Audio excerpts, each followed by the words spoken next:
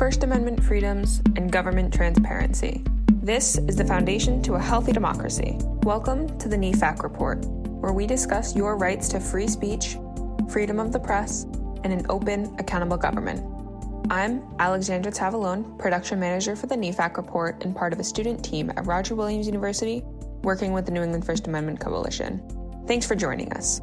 On this episode, Justin speaks with NEFAC mentor and Boston University professor Meghan Irons about the vital role student journalists play in our communities. Meghan will also describe for us the unique challenges that these young journalists are facing as they break into the profession. Later in the show, we'll hear from senior legal counsel for the Student Press Law Center, Mike Hiestand. Mike will talk about a Tufts University student who was detained by federal immigration authorities because of an op-ed that she wrote, and why this should alarm us all. But first, here's Justin and Meghan. Hey, Meghan, thanks for being here. You've had a long career in journalism, 20 plus years at the Boston Globe, where you worked with the elite Spotlight team. You're now teaching at Boston University and giving a lot of your time to our NEFAC Mentors program. So you have this really great perspective on not just professional journalism, but student journalism. So let's start there. What is the state of student journalism right now, and what are some of the challenges they might be facing? Thank you for having me, Justin. It's such a great honor to be here. And I want to say that I'm very inspired by young people because they still want to go into our business. And that's really telling given the climate that we're living in right now and the assault that we're seeing on our profession and the people who do this work. So the things I'm inspired by are students who come into my class, and I teach a class called In-Depth Reporting, where students fill a gap in a local community. I'm inspired that they want to learn how to be good journalists. They want to learn how to do journalism ethically. They want to learn how to be purveyor of news and facts and the truth, but also to be respectful of the people they cover, particularly people who are often disparaged in the media. So on that level, it is very optimistic. But I also feel that some of the student journalists that I have come across are also very stressed out. They're stressed out by the barrage of what they see as assault on our profession. They feel under siege in some regards, and they're also worried about their future prospects in terms of will they be able to get an internship and will they be able to get a job? The journalism itself remains strong. Just take a quick sweep across the country and see where student journalists are making a huge impact. They are not only filling a void in local communities like some of my students are doing, but they're also breaking big news. You and I have been in this business a long time. We've seen these moments of great despair, and we've also seen moments of great triumph. And I do believe in what we do, and I do believe that eventually this journalism is going to survive the moment that we're in right now, and student journalists will be leading the way. They have to. We're really relying on them in ways that we haven't before, right? I think of my own town. I live in a small town just west of Boston. Years ago, we lost our weekly newspaper. We don't have a lot of the news sources that we once did. So what are we doing? We often go to the homepage of the high school student newspaper to read stories about what's going on in our community. These student journalists, and I know you're working with college students at BU, but student journalists at all level are really filling this void, aren't they? Yes. I have a similar story out of Andover. Andover at one point had two viable local newspapers, and then it just vanished, creating a huge vacuum for news. So where folks in Andover could look at the Boston Globe or look at television news, they weren't getting the real hyper local granular stuff. And so I guess this year, Andover News relaunched this year as a nonprofit newsroom. And before then, there was only one person writing everything about Andover.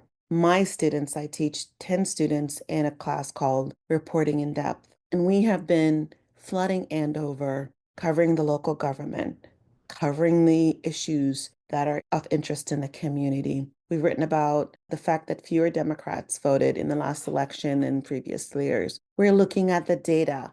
In some cases, I feel like the town is a little bit shocked that, there are eyes and ears on what they're doing. One of my students recently, just this week, produced a story about how a lot of the meetings are online. And that can be very limiting for people who don't have the right technology or who have a preference of being in person where there's so many opportunities to connect with people in real time. So we are doing those really important work in areas where journalism was thriving and is thriving no longer. And this is where I see student journalists being so instrumental in filling those gaps, offering newspapers that lack the finances to hire multiple people to cover their local government, but offering them talented journalists who are out there looking at the issues in the various communities. The other thing that BU has launched that I want to mention is a burgeoning newsroom where we are partnering with multiple nonprofit newsrooms across New England. And that's separate from what I do in my class.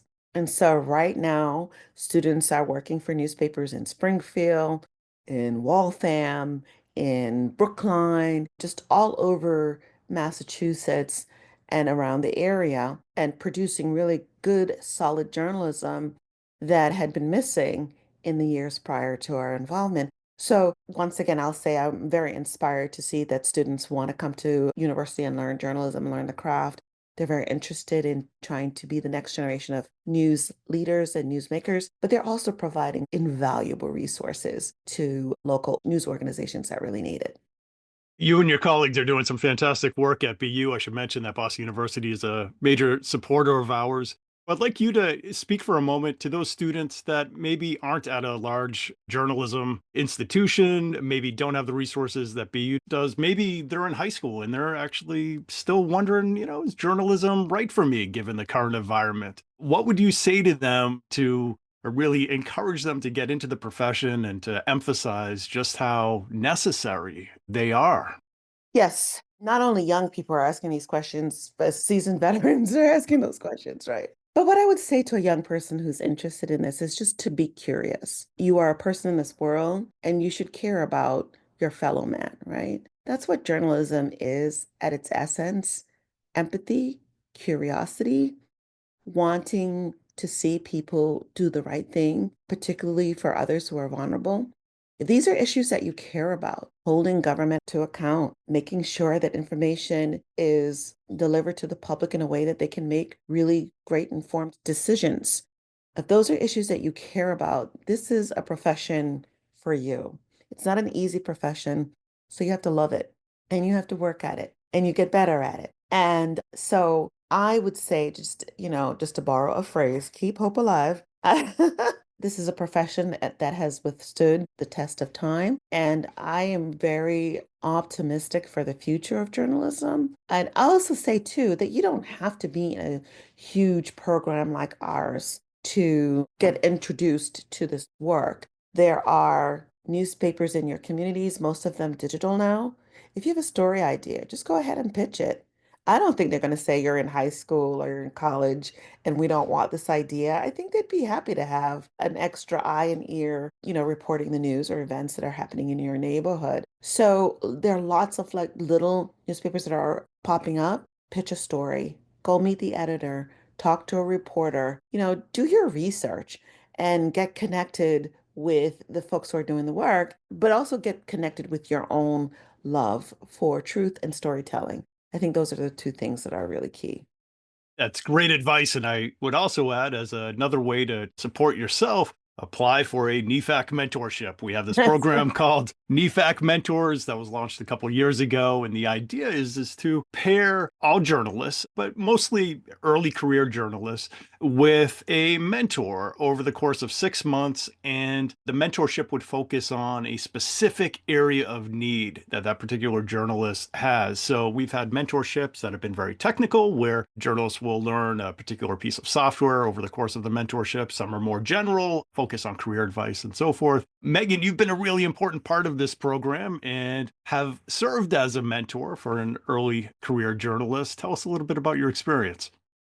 Yes, it's a very exciting pairing. I'm paired with Jacob Downey, who's a young journalist, and he's just a very amazing young man who started his own newspaper at his college, which is awesome, and did some really, dare I say, badass work.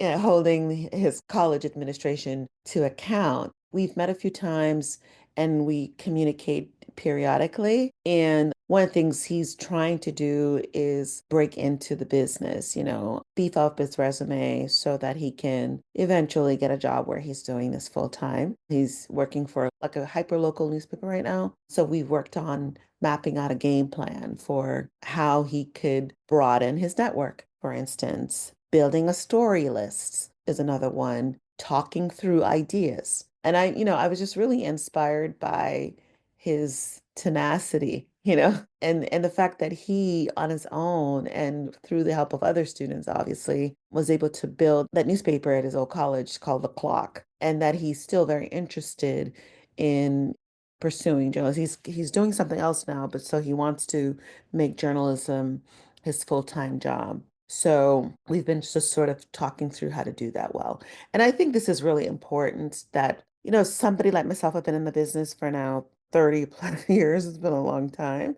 But it's really important that we really connect with young people, not just, in class or over coffee, but really give back to people who are trying to break into a tough market.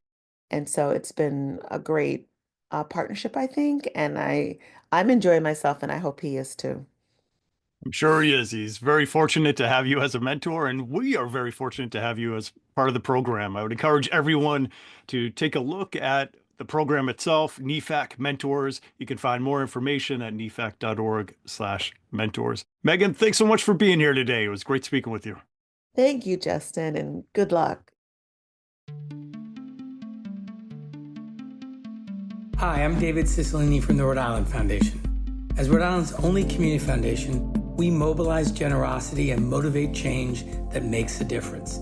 As a longtime supporter of the New England First Amendment Coalition, the Rhode Island Foundation is committed to enhancing access to trusted news and information sources and supporting trusted independent local journalism. The Rhode Island Foundation, only together can we create progress that lasts. Hey, this is Alexandra again. If you want to learn more about the topics being discussed in this episode, please take a look at our show notes. A link is provided wherever you're listening to this podcast. These notes include NEFAC resources, research about the power of student journalism, and so much more. Now, let's hear from Mike Hiestand about the Tufts University student who was detained by U.S. immigration authorities for writing an op-ed in our campus newspaper. Thanks for being here, Mike. Appreciate it. I'm going to have you talk in a minute about the case of this Tufts student, Rumeysa Ozturk, her detention, the statement that we at NEFAC, along with the Student Press Law Center and a number of other national organizations, released regarding her detention. But first, your organization, the Student Press Law Center, took the unprecedented step of releasing a student media alert. What was the alert all about, and what prompted you to send this out? Yeah, this is something that we at the SPLC, and we were joined by pretty much every national journalism education group in the country in issuing this alert. But it's just a recognition, that the times seem to have changed and the rules seem to have changed. It's a direct response to what happened at Tufts University, where Rumeysa was part of an op-ed that was published last March.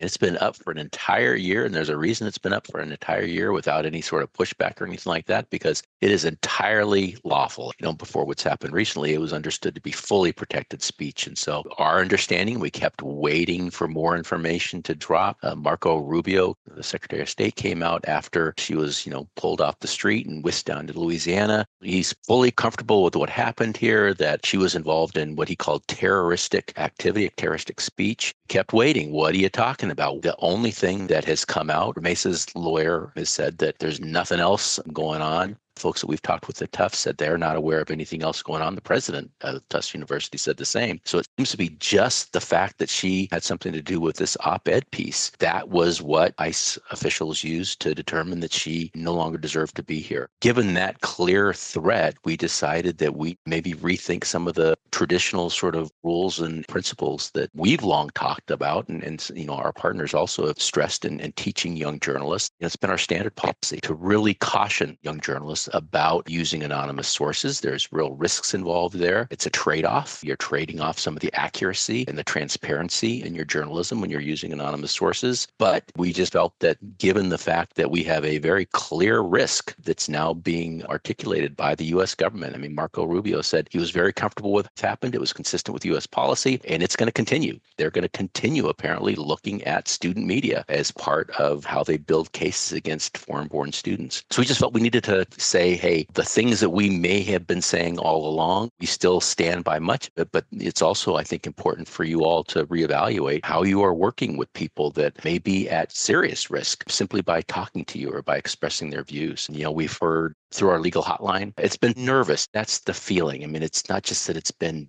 busy and people are calling and asking, what do we do? But there's just this feeling out there that, yes, something has definitely changed. We are hearing reports. I haven't talked to people specifically myself, but I've talked with reporters that are doing stories on this who have themselves reached out to student media. And one of them said that, she talked with one student paper where 2 foreign-born staff members, 2 journalists that were on their staff have stepped off the student newspaper saying it's just not safe in America to be part of a student newspaper staff if you're a foreign-born student. And it's hard to push back against that. It was not something that we did lightly. A lot of these organizations have been around for more than a century, and they certainly never done anything like this either. So this is an unprecedented sort of move, but during unprecedented times. Tell me a little bit more about the student newsrooms that are calling you up looking for advice. I'm hearing that some are considering scrubbing their websites of articles that have been written by international students or anonymizing them in some way. Is this happening? And if so, what is the danger here to our right to know, to the free press rights of these students when they're compelled to take these actions in light of these recent detentions? It's definitely happening, much more widespread than certainly people that are just calling the Student Press Law Center. And students are taking some of these steps on their own, part of the ethical obligation of a journalist. SBJ code says we need to minimize harm. And I think they are taking that seriously when the harm is just so readily apparent. Takedown requests from anybody that they've ever talked to that might have been involved in an article involving one of these topics that ICE seems to be targeting. Concern from staff members maybe have either recently or in the past written stories that they think might be targeted are also among the things that we're seeing. They're asking that their bylines be taken down or removed. It's a huge cost when you start agreeing to some of these things. When you start scrubbing bylines or scrubbing names off of stories, again, you are trading accuracy. You are trading transparency. You're asking your readers to believe you. Rather than just putting it out there and letting the readers judge for themselves, you're asking them to trust you. So it's definitely a trade-off, and it's not a decision to be made lightly. There are some potential legal risks when you are, using anonymous sources that we've talked about for years. But again, I think that the, students are weighing these risks on both sides and kind of come into determination that, hey, we want to keep talking to the students, to those that are most impacted by what's happening right now, by these new policies that are targeting student speech in a way that we have never before seen. At least I've certainly never seen in the 3 decades that I've been doing this. They feel there's a new calculus that's required at this time. Let's get back to the case of Rumeysa Ozturk, the tough student who's detained, and the statement that we released. I think there might be some that see this arrest as a one-off deportation issue regarding one student who engaged in maybe some controversial speech, but it's more than that, right? And it's not just about the First Amendment rights of non-citizens, but citizens themselves. And it's not just about the protection of these rights for student newsrooms, but frankly, for all of us to not only express ourselves in ways that might be contrary to the opinion of our current administration, but as some would argue, our First Amendment right to associate with and hear from these international students who certainly have an important perspective to share. They're trying to talk to students that are impacted, and they are being told that we cannot talk to you. We are afraid to talk to you. We cannot share our story unless there is some sort of accommodation made. The choice is, are we just going to ignore this entire population, again, that is being most impacted by this and not have their voices heard? Or are we going to make this trade-off at this time? And so Rumeysa, again, her piece was published a year ago. It was the student group on Tufts campus that called on the university president to divest divest from investments in Israel. And so this op-ed piece just said, follow what the student said, do what the student said. It's time for the university to divest. I harken back to my days in college. I go back to when the big call from a lot of student activists and media was for universities to divest from investments in South Africa during apartheid. It was a big thing, and there was no even talk at that point that was not fully protected speech. And Ramesa's op-ed piece was fully protected speech. There's not even a sliver of doubt that there was anything other than just 100% protected speech in that op-ed. But because of some pieces in the law that really, I hope we are all recognizing need to be tightened up and fixed, they are claiming they have these rights to go after foreign-born students. Obviously, there's a lot of pushback on the part of Ramesa. Her attorneys are pushing back right now. We hope that there's going to be some positive resolution to this. But right now, everybody's alarms are up. And rightfully so, because we're talking about speech, again, to emphasize speech that is fully protected by the First Amendment, yet these students are being targeted nonetheless. My last question for you, Mike, before we wrap up here, and I know every situation is different, facts on the ground certainly change from one campus to the next, but if you could provide any kind of general advice to those international students that are looking to share their perspective in the pages of a campus newspaper, and to the campus press itself that is looking to publish these opinions, knowing that there might be some risk to the student authors, what advice would you give them? Well, the one thing I hope they don't do is just clam up. I mean, we all suffer if we are not able to hear from them. One of the things I'm hearing from student media is they want to tell those stories. But I think we just all need to realize that the game has changed, and we really do need to go into this with our eyes wide open. Our alert was just speaking of a way when you anonymize information and stuff like that. That's a way perhaps of offering some protection. We're also trying to remind them, that there are ways to do that that are safer and more legally protected than others. And we're happy to continue working with student media through our hotline. If they have any specific questions about their particular situation, we're happy to kind of talk it through. Student media want to tell the story, and I hope that they continue doing so. Thanks, Mike. And those students looking to get some advice, reach out through your hotline. What's the best way to contact you? Through our website, splc.org, Student Press Law Center. And they'll just see a button there that takes them right to the hotline if they need to talk to us. Thank you, Mike. And thanks for all you do at the Student Press Law Center. Appreciate it. You betcha. Thank you for having me. Thanks again for listening to the NEFAC Report. This is the last episode of Season 1 as our semester comes to an end. Thank you for all of your support. Be on the lookout for details about Season 2 soon. This program is produced by the New England First Amendment Coalition in partnership with Roger Williams University's Communities of Hope and under the guidance of Professor Bernardo Mata. Before I give a shout out to all of our student team, I want to say thank you to one of our editors, David Peters. David was an integral part of this program and will be graduating this spring. David, we wish you all the best of luck in your future endeavors. Thank you for all of your help this year. Now for the remainder of our student team who will be returning this fall.